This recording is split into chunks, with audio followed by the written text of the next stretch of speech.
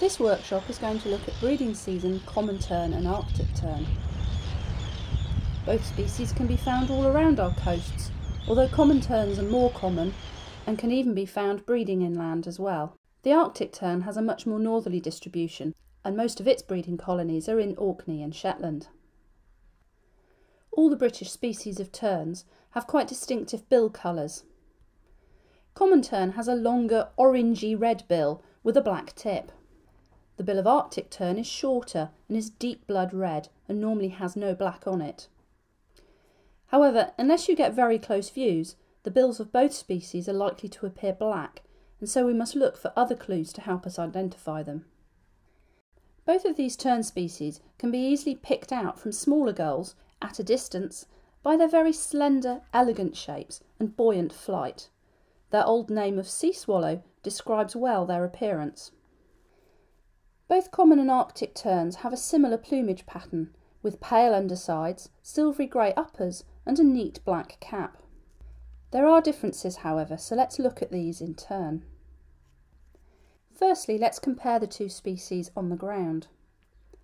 Standing common terns, even from a distance, have pure white bellies, elegant heads, and, with close views, their tail streamers appear slightly shorter than their wingtips. Summer-plumaged Arctic terns have slightly grey-tinged plumage beneath, giving the birds a dusky appearance. The cheek on Arctic tern, however, is shining white, and this is a distinctive and striking feature. Arctic terns also appear short or bull-necked, an impression strengthened by their shorter beaks. Finally, with good views, the tail streamers of Arctic tern can be seen to extend well beyond the wingtips. In flight, these two species can initially appear more confusing, especially as they're often seen at some distance, but there are some distinctive features to look out for.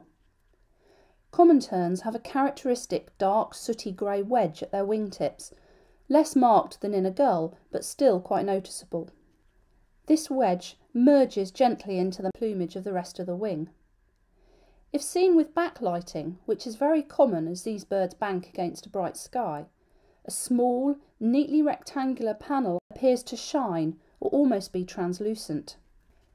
In flight, Arctic terns appear even more lithe and buoyant, true sea swallows. The dark wingtip on Arctic tern is much more sharply defined than on common tern, forming a neat dark grey or even black trailing edge. This remains distinct from the rest of the wing plumage. With any amount of backlighting, a large area of Arctic tern wing appears to shine, both the primaries and secondaries, and so there is no distinctive rectangular panel. Rather, the whole of the back of the wing is transparent. Unfortunately, without a good view, there will be some birds that you won't be able to identify. These are sometimes referred to as unidentified or comic terns. Common tern and Arctic tern are both very noisy birds.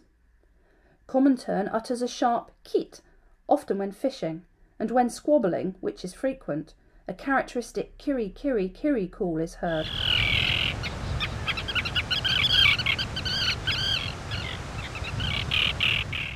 Confusingly, there are many calls shared with Arctic tern, although common tern calls tend to sound deeper and less frantic.